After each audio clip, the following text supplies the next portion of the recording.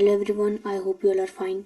सो chapter number 15 की बहुत ज़्यादा डिमांड आ रही थी and accordingly I am coming up with a video and yes I have come up with a video.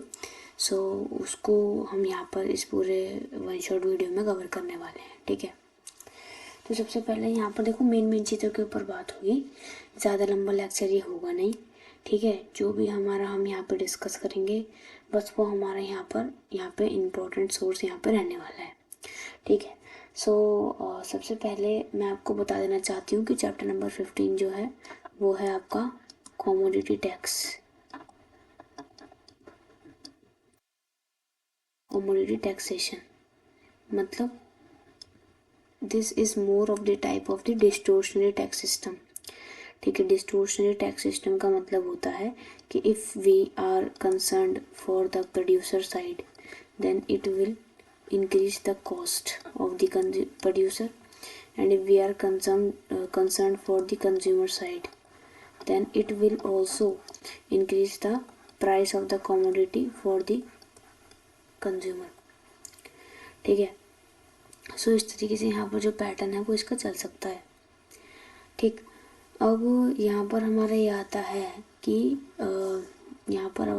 आता है कि which type of tax system is optimal और which type of tax system is our best optimal choice। तो पहला आपका option में आता है whether it is lump sum और आपका commodity। सो lump sum और commodity में से कौन सा आपका बेस्ट ऑप्टिमल चॉइस होगा। तो देखो लंप सम टैक्स वो होता है जो आपका किसी भी रिच और पुअर में भेदभाव ना करके सभी पर समान टैक्स लगा दिया, ठीक है। पर यूनिट टैक्स का कोई सिस्टम ही नहीं है। कमोडिटी टैक्स है कि हमने स्पेसिफिकली किसी एक कमोडिटी के लिए अलग अलग टैक्स स्लैब्स जो हैं वो हमारे निर्धारित कर दिए, किसी एक सेक्शन के लिए अलग हमारा निर्धारित कर दिया, ठीक है। सो लंप सम टैक्स हमारा यहाँ पर इसलिए ही यहाँ पे फर्स्ट बेस्ट चॉइस होता है, ठीक है। फर्स्ट बेस्ट चॉइस होता है एंड यहाँ पे हमारा सेकंड बेस्ट चॉइस होता है कमोडिटी टैक्सेशन, ठीक है। सो कमोडिटी टैक्सेशन हमारा सेकंड बेस्ट चॉइस है एंड लंप सम टैक्स हमारा फर्स्ट बेस्ट चॉइस है। अब रीज़न क्या है, because there is no dead weight loss here, क्योंकि यहाँ पे कोई भी डेड वेट लॉस नहीं होता है and in the commodity taxation हमारा यहाँ पर जो हमारी डिस्टोर्शंस होती हैं, ठीक है, वो होती हैं, ठीक है। मैं ये नहीं कहूँगी कि वो यहाँ पर नहीं होती हैं and they are not seen here and we can not identify here, but the thing is कि यहाँ पर ये जो टैक्स है वो लंप सम टैक्स के मुकाबले हमारे यहाँ पर डिस्टोर्शंस को जो है वो यहाँ पे क्या कर रहा है, रिड्यूस कर रहा है। इसलिए हमारा क्या होता है यहाँ पे, चूँकि because of second best choice क्यों है, क्योंकि यहाँ पे हमारी डिस्टोर्शंस जो होती हैं वो आपकी मिनिमाइज हो जाती हैं। आई होप आपको ये चीज़ समझ में आई होगी, okay. So now moving forward and अब हम यहाँ पर कुछ डायग्राम्स के हेल्प से समझने वाले हैं, ठीक है। एंड अब आपको बिल्कुल अच्छे से ध्यान देने की ज़रूरत है, ठीक।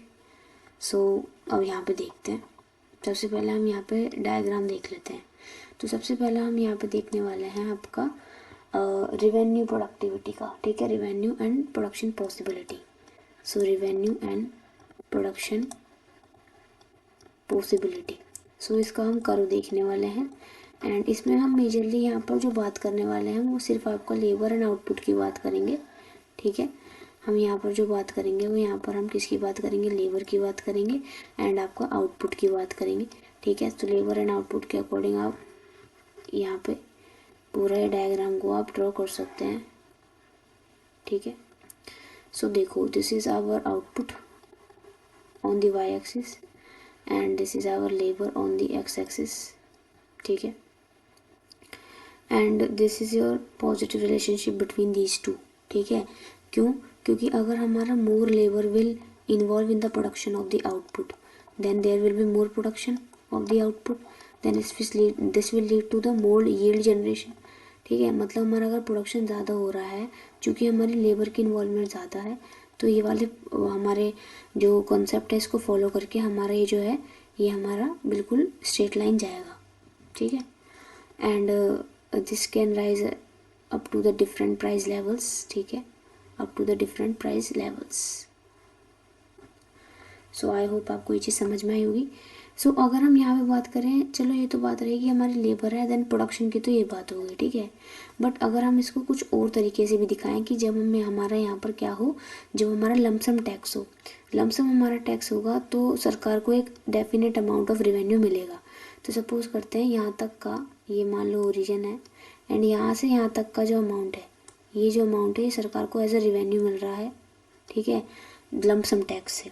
तो यहाँ पर उसका यहाँ पे ये जो होगा, ये उसका क्या बनेगा, यहाँ पे ये क्या बनेगा, यहाँ पे हमारा production function which is noted by Y, ठीक है। थोड़ा कंफ्यूजिंग है बट हाँ समझते चलो। यहाँ पर in the case of lump sum tax हम बात कर रहे हैं कि प्रोडक्शन फंक्शन हमारा इस तरीके से बन सकता है, ठीक है। Okay, so now one more thing we have to see here कि ये जो आर है, ये आर क्या है, that is the revenue which is collected by the government by imposing the lump sum tax, ठीक है। ओके, सो अब हम ये वाला ग्राफ हमने बनाया, ये हमारा फर्स्ट ग्राफ है, ठीक है। अब मैं यहाँ पर एक ग्राफ और बनाऊंगी, सो वो आपको यहाँ पे देखना है, ठीक है। सो देखो वो जो ग्राफ होगा ना वो हमारे लिए इम्पोर्टेंट इसलिए होगा क्योंकि हम वहाँ पे यहाँ पर अब देखेंगे कि ये वाला जो फर्स्ट डायग्राम है ये हमारा फर्स्ट डायग्राम है, एंड इसका हमें नीड पड़ेगी आगे भी, ठीक है। ये हमारी लेबर, ठीक है। तो मैं सो ये तो आपका हो गया था फर्स्ट केस, एंड ये आपका है सेकंड केस, एंड ये आपका है थर्ड, ठीक है। तो इसी के ज़रिए समझेंगे। सबसे पहले हमारा रिवेन्यू एंड प्रोडक्शन पॉसिबिलिटी है। अब जो सेकंड केस है ना ये आपके बजट कंस्ट्रेंट को दिखाएगा, बजट कंस्ट्रेंट को, ठीक है। बजट कंस्ट्रेंट को कैसे दिखाएगा उसकी भी बात हम यहाँ पे करने वाले हैं। तो सपोज करो ये भाई आपका कंजम्पशन है ये, ठीक है, और आउटपुट कुछ भी कह सकते हो, ये आपका लेबर है, ठीक है। सपोज यहाँ पे एक प्राइस है P एंड यहाँ पर एक प्राइस है Q, ठीक है, and up to a certain limit it is going, ऐसा कुछ जा रहा है ये, ठीक है, and it is also going like this, ठीक है। सो यहाँ से यहाँ तक आपका जो भी होगा ये प्राइस होगा आपका बिफोर टैक्स, एंड यहाँ से लेकर इस पॉइंट तक ये आपका जो प्राइस होगा ये होगा आपका आफ्टर टैक्स, ठीक है। मतलब अगर हम देखें, so this region is your tax, ठीक है, this region is your T star.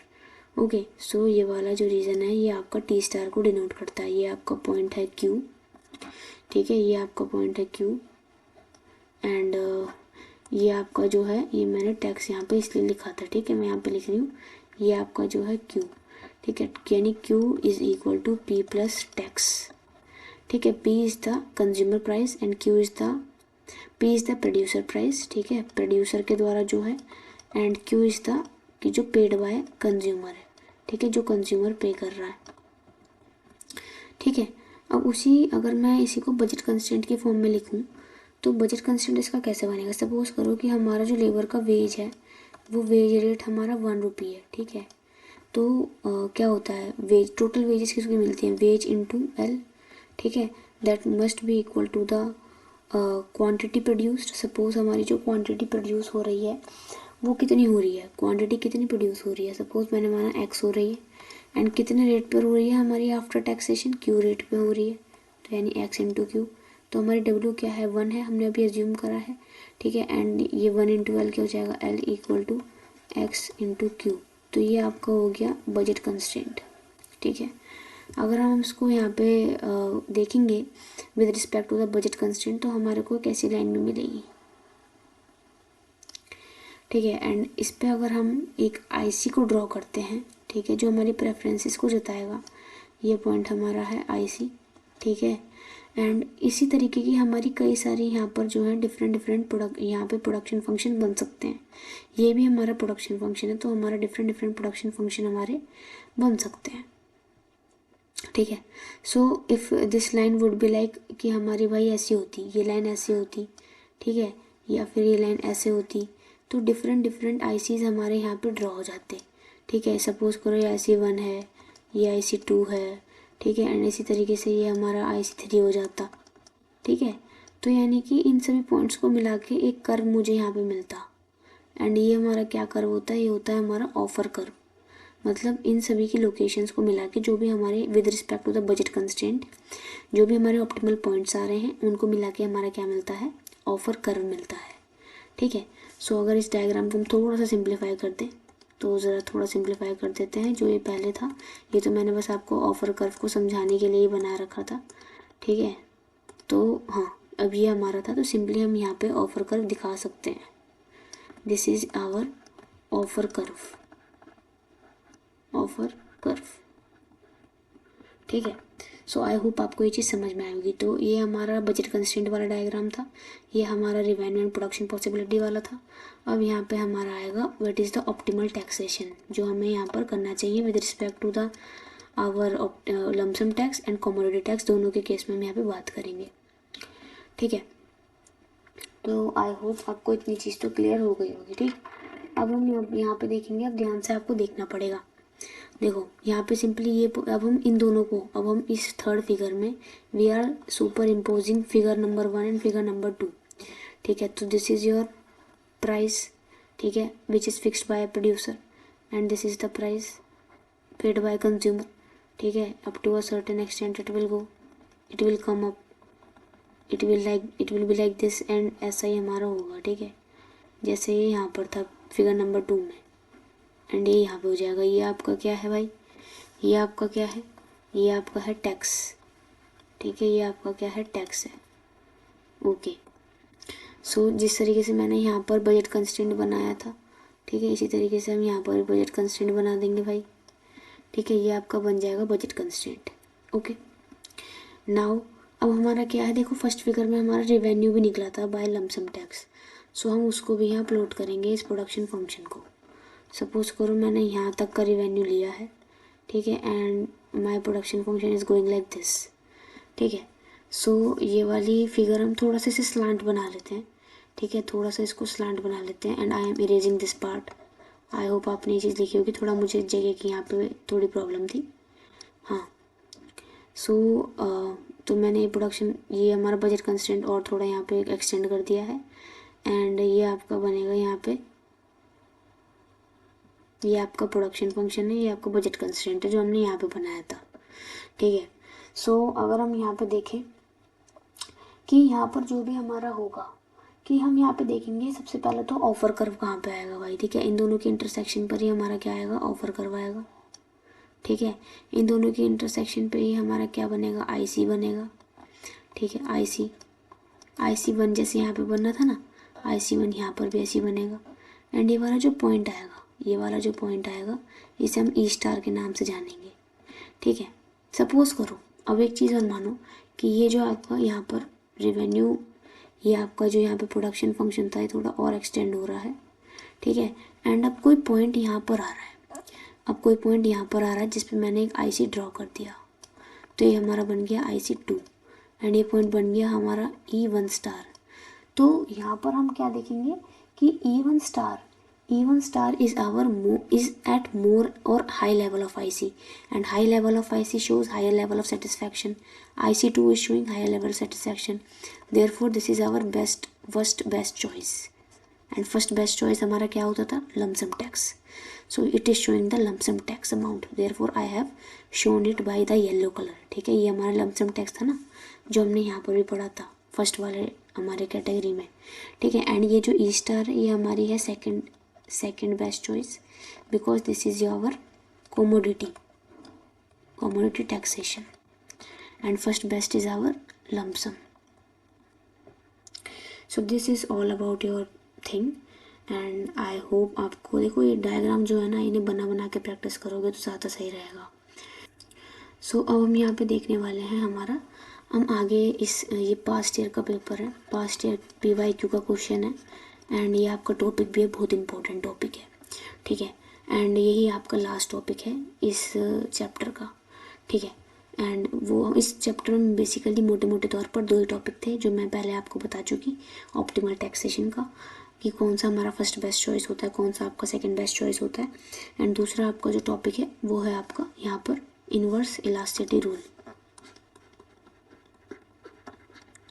Inverse elasticity rule. तो इन्वर्स इलास्टिसिटी रूल आखिरकार कहता क्या है, ठीक है। तो देखो, जो इन्वर्स इलास्टिसिटी रूल होता है वो ये कहता है कि if there is a commodity x I and there is a proportional, if there is a proportional amount of tax, ठीक है, which is getting imposed on that commodity, ठीक है, then the amount of tax on xi would be inversely proportional to the elasticity or price elasticity of demand of that particular good. Suppose, मतलब जिस पे जितना tax लग रहा है उतनी ही कम उसकी इलास्टिसिटी ऑफ डिमांड होगी। मतलब अगर इलास्टिसिटी ऑफ डिमांड घटेगी तो उसका टैक्सेशन जो है वो यहाँ पे बढ़ जाएगा।